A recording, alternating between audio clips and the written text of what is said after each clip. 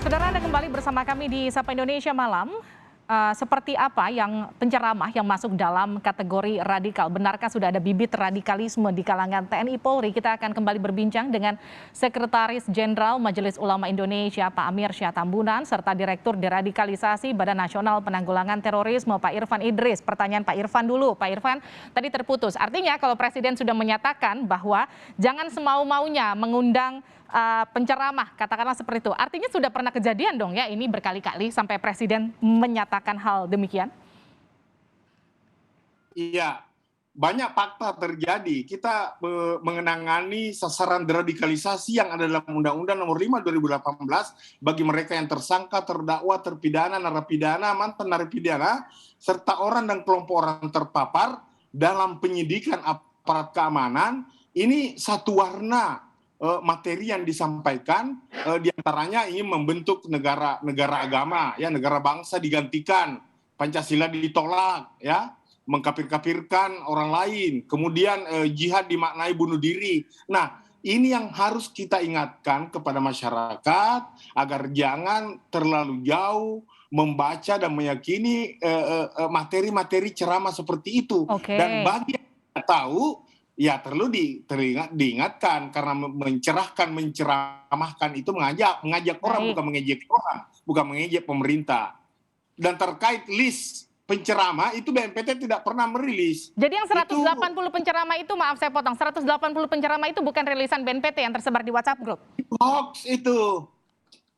Oh, itu hoax. Makanya dengan media kita harus mengajak masyarakat untuk dicerahkan agar jangan dan mengkritisi agar jangan terprovokasi. Jangan dengan sedikit list, ya ini hoax. Dan BNPT tidak punya kewenangan menentukan list seperti itu.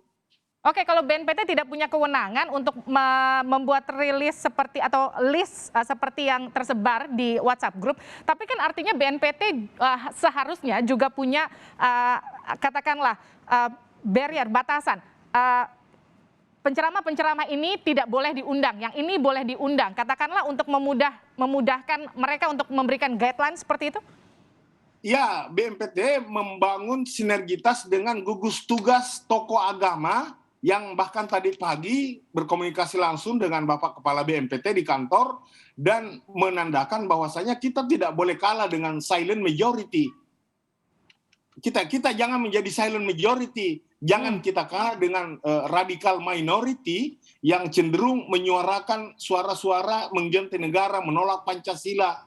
Tidak sesuai lagi dengan falsafah negara kita dan tujuan kita, cita-cita kita berbangsa. Pak Irfan, kalau Presiden sudah sampai memberikan pernyataan resmi, kan artinya ini momennya kalau saya bisa katakan lumayan kritis, katakanlah sampai Presiden ikut memberikan pernyataan.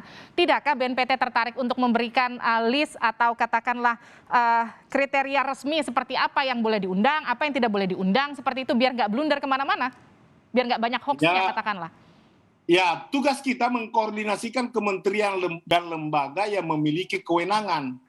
BNPT bukan the only one yang harus melakukan seperti itu. Seluruh komponen bangsa, seluruh kementerian dan lembaga, seluruh ormas, ada MUI, ada ormas-ormas keislaman, Muhammadiyah, Nahdlatul Ulama, dan seluruh komponen bangsa harus bersatu karena kenapa? Radikal terorisme menghalalkan segala macam cara di atas landasan falsafah ideologi kekerasan, khilafah yang ingin mengganti negara Pancasila, negara bangsa menjadi negara agama. Oke, saya ke Pak Amir Syah. Pak Amir Syah, pasca kemudian pernyataan Presiden sudah ada rencana untuk diskusi antara MUI dengan TNI Polri terkait dengan hal ini? Ya, jadi MUI tentu tugasnya untuk melakukan pelayanan terhadap umat, ya, apa yang kita sering kenal dengan Khodimul Ummah, ya, sebagai khodim pelayan. Kemudian kita melakukan mitra dengan pemerintah yang disebut dengan sodikul hukumah. Sodik itu artinya benar. Benar itu artinya kita berteman yang benar, ya Pak Irfan, ya. Yang benar kita dukung, yang kalau keliru ya kita luruskan. Kenapa? Karena tadi di awal saya sudah tegaskan istilah radikal itu jangan disalahgunakan, ya, tetapi harus jelas kriterianya, harus jelas faktor-faktor yang menyatakan bahwa seorang itu dari radikal menjadi teroris. Jadi radikal saja nggak cukup. Karena kemarin Presiden mengatakan hanya kata radikal, tidak teroris. Nah karena itu dua diksi ini harus kita jelaskan. Kalau terorisme, seperti kata Pak Irfan, Undang-Undang Nomor 5 tahun 2000, Pak Irfan 2018, itu kita tidak ada masalah di situ.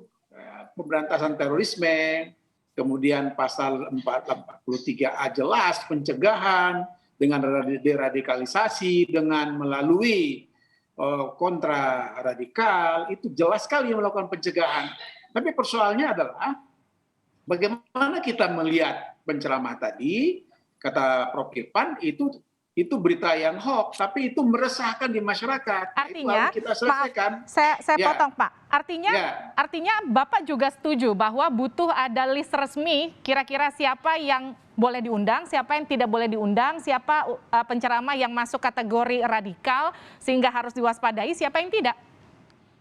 Ya, ada dua langkah yang perlu kita lakukan. Pertama, kita sepakati dulu ya kriteria tadi, supaya apa? Supaya kriteria itu tidak bias, supaya kriteria itu bisa mendeteksi sejak dini, early warning system. Karena dari radikal itu memang itu bisa menjadi teroris kalau kita tidak cegah.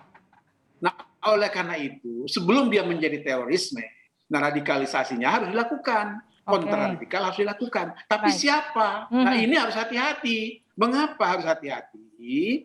Karena ini menyangkut nama orang. Karena menyangkut nama orang, jangan sampai fitnah dan adu domba yang terjadi. Gitu loh, Mbak. Oke, sekarang saya masuk ke Pak Irfan soal paham radikalisme yang masuk diduga sudah ada di tubuh TNI Polri. Seberapa mengkhawatirkan ini? Apakah betul sudah ada sampai kemudian ini mendorong Presiden memberikan pernyataan seperti itu? Ya, tentu berdasarkan pengamatan, pengalaman, fakta yang terjadi, ya memang ada oknum yang terlibat dan kita BNPT bukan pada tempatnya untuk mempresentasekan, tetapi siapapun yang terlibat, mau TNI, mau Polri, mau ASN, mau siapapun rakyat, itu tugas kita melakukan pendampingan, pembinaan dan pemberdayaan. Tidak sedikit memang oknum yang terlibat dari TNI, dari Polri, ya kita sudah tahu bersama bahwasanya seperti Sofyan Sauri dari unsur Polri, ya. Dan dari ASN tidak sedikit dari PDN juga, tetapi bukan pada tempatnya BNPT untuk menyatakan sekian persentase dari lembaga ini, tetapi bagaimana seluruh komponen bangsa menyuarakan napas dari 4 konsensus berbangsa ini agar masyarakat jangan tergiring dengan isu-isu radikal yang nantinya secara substansi mendoktrin masyarakat. Dan sementara di sisi lain itu bisa berlindung di balik istilah bahwasanya radikal itu tidak boleh dianggap negatif. Ada 2 istilah di sini, sama dengan terorisme, teror dan isme, sama dengan radikal, radiks dan isme. Dia tambahkan ini berubah dengan cepat, menggunakan kekerasan, tetapi berubah dengan cepat, menggunakan kekerasan tetap dan menggunakan paham-paham keagamaan, berlindung di balik untuk membenarkan aksi anarkisme yang mereka lakukan. Tapi paling tidak yang bisa kita lakukan sekarang karena nama 180 nama sudah terlanjur beredar di WhatsApp grup, saya konfirmasi lagi ke Pak Irfan, ini hoax ya Pak?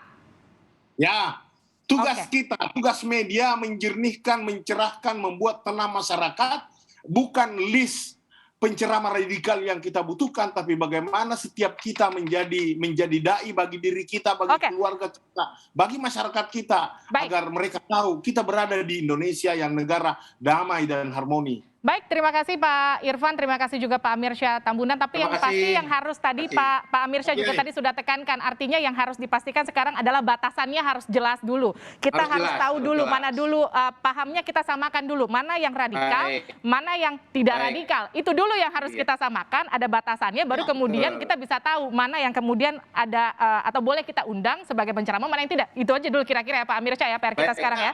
Baik. Terima kasih Sekjen MUI Amirsyah Tambunan dan juga Direktur Deradikalisasi dari BNPT Pak Irfan Idris telah bergabung bersama kami di Sapa Indonesia Malam.